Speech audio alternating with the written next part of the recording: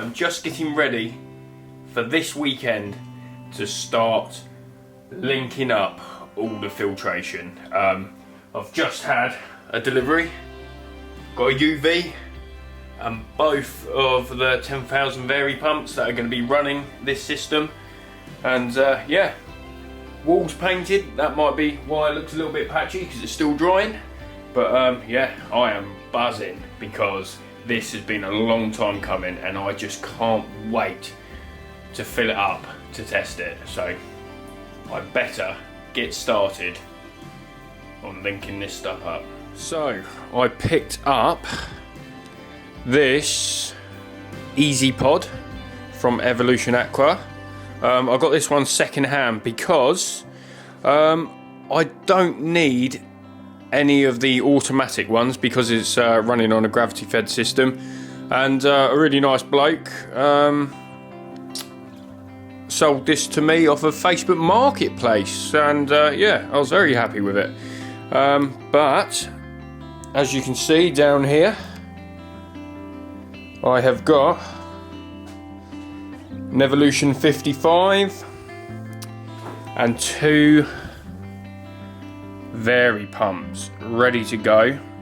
One is to run the water blade and the other is for the return. So yeah, these, I've been buzzing to get my hands on a couple of sets of these, so yeah, looking forward. They're going to look the absolute nuts they are on the wall with the UV.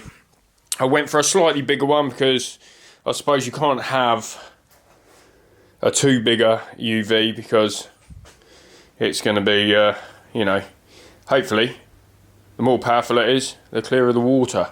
The only thing that I think I might have jumped the gun on is the skimmer is just going to run out straight through the pump and back in through the water blade. And I've been thinking over the last couple of days, is it worth installing a Tempest before it runs back through the blade? I really wish that I'd have bought one, and I suppose because there's going to be a couple of ball valves on it anyway, that I can just switch those off and install it if I want to. So basically, I can't go spending any more money. This pond is costing an absolute fortune. So yeah, I think that'll have to be installed at a later date if I need it. Just had a delivery from Eco Filtrations, and if you haven't seen these, I would recommend going to check them out because they really are a lot cheaper on all of your fittings that you need. As they say, huge savings, and it really is, to be honest. Like I say, it's not a sponsored video or anything, but I have saved quite a lot by shopping with them. So yeah, look at all of this. Oh, 90.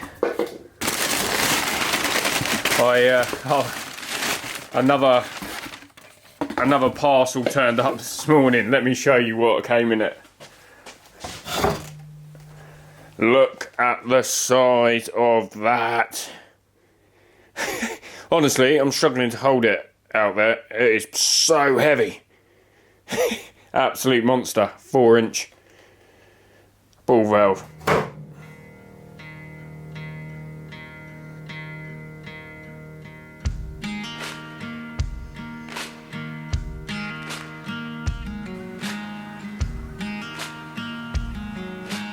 We managed to get everything plumbed in one day, but I just couldn't film it because we were really up against it trying to sort everything out. But today's job, I've still got to wire all the Evolution Aqua items up. I've got the UV in both the vary pumps. I need plugging in, and I need to get the control panels up on the wall, and then we can start filling. Even though last night I did fill it up about a foot just to make sure that everything was going sweet, and this morning we have no leaks. So yeah, let's crack on. The day I've been waiting for 10 months. Let's start filling her up.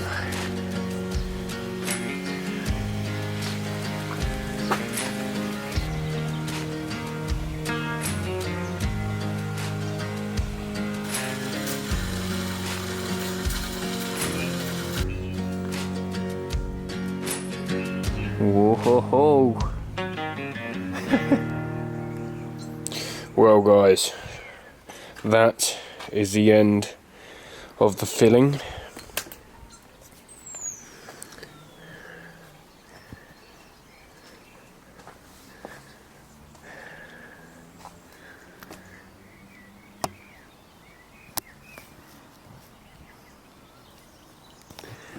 And it looks amazing.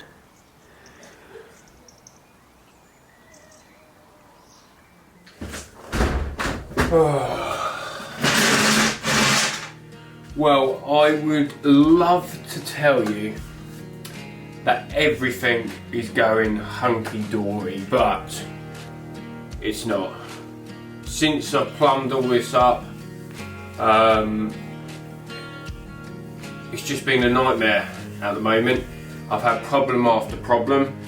When I filled the pond up initially, I totally forgot about taking the isolation valve out of the easy pod. So the water level kept rising and rising, and I was thinking, why is this pump not working? I was starting to think I had a problem with the pump.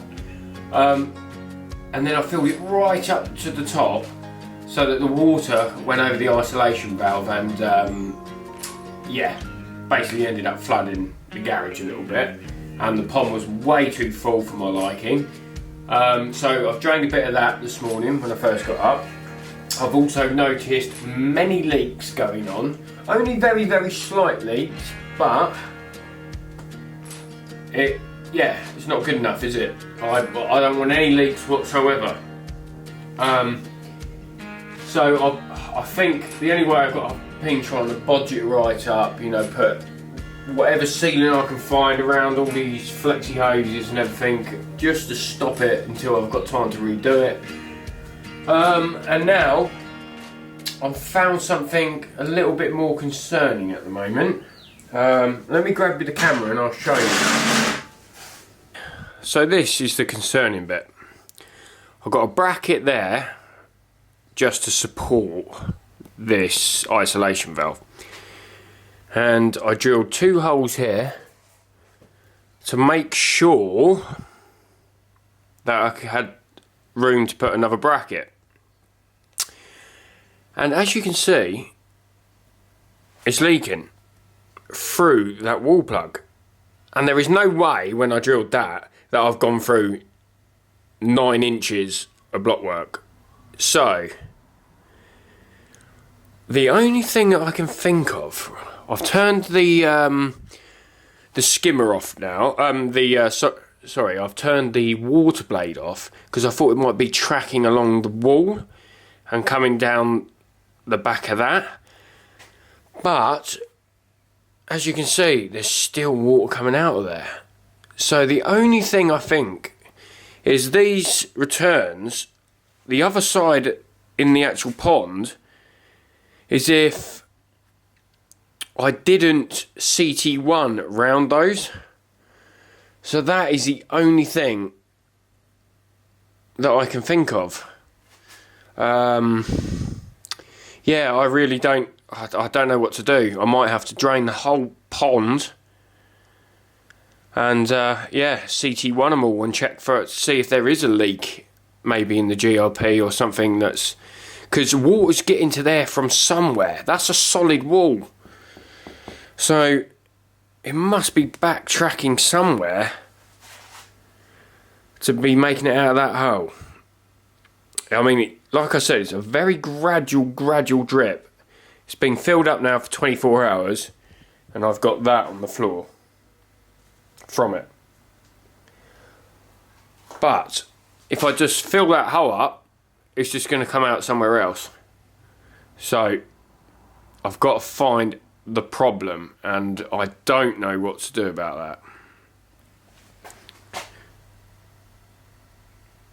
I've turned the water blade off now, and I'm probably going to give it until later on tonight just to see if it stops. And then if it does, that means that it's got something to do with the blade.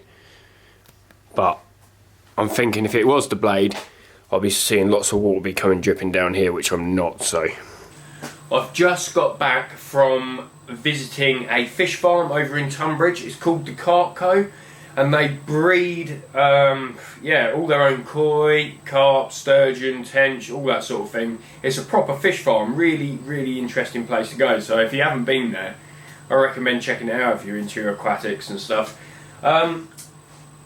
I've drained the pond once because I had a few leaks, and now it is all topped back up. It's been sitting like that now for a few days, and I am really happy with how the system's working. All my vary pumps, literally the one on the waterfall, it's literally running like 20%, something like that. And yeah, and the returns are on 50, so hopefully we're not using that much electricity running those pumps constantly. Yeah, got the EasyPod already installed, ready to go. So yeah, basically I've been to this place to get some live bacteria, which I was recommended to add. It's a product called Goop, which that Carp Co sell. Yeah, basically it's just live bacteria to boost these filters and get them ready, so that it's already got live bacteria in there before introducing your fish. So that's what I'm going to do now. I'm going to add it straight into the filter, because apparently if you add it straight into the pond it can become a little bit murky. So yeah, let's crack on. Basically, because of the way my pond's designed and everything, and this is inside my garage, I have to use a hop up to get up here to the top of my filter. It's not ideal, it's the only way that it could be done. So yeah, let's go and get this goop and let's add it into the filter. Well, this is that product I was just telling you about.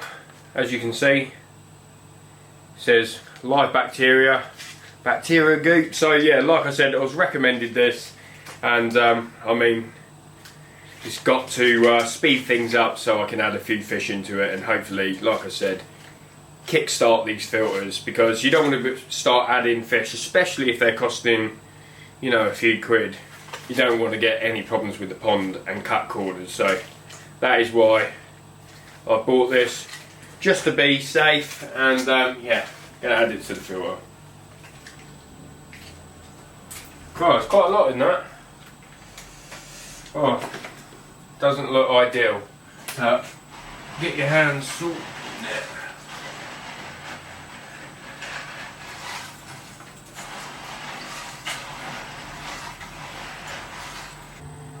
As you can see, it's quite funny looking stuff, isn't it?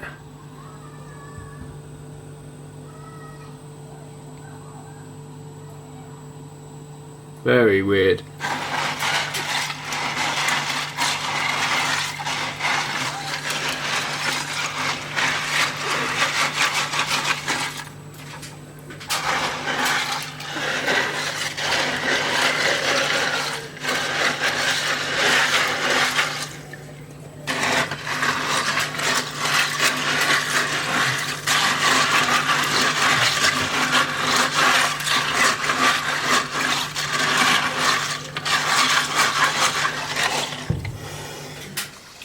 After adding that live bacteria, it has gone quite misty,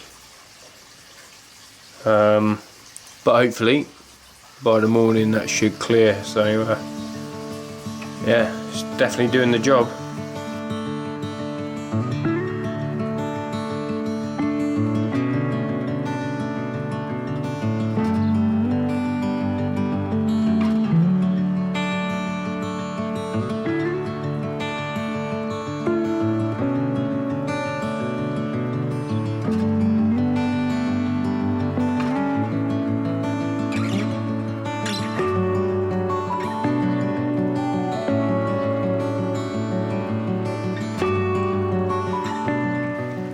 Well, there we go. We've got the pond up and running, live bacteria already in. So the next thing to do is get the coping stones laid and get it all rendered and make it look tip top from there. But I am so pleased with the way it's worked out. Obviously it was an absolute ball ache having the leaks from the pipe work, so I had to drain the whole pond, but I fixed it, and now she is up and running, and I can't believe the amount of work that's gone into getting it to this point. But now I'm sitting up here having a beer just watching this, and there's not even any fish in it, and I am really enjoying it. So next thing, go and find some carp to put in it. But guys, if you've enjoyed this video, then please consider hitting that subscribe button, give it a thumbs up, and I will see you again on the next episode.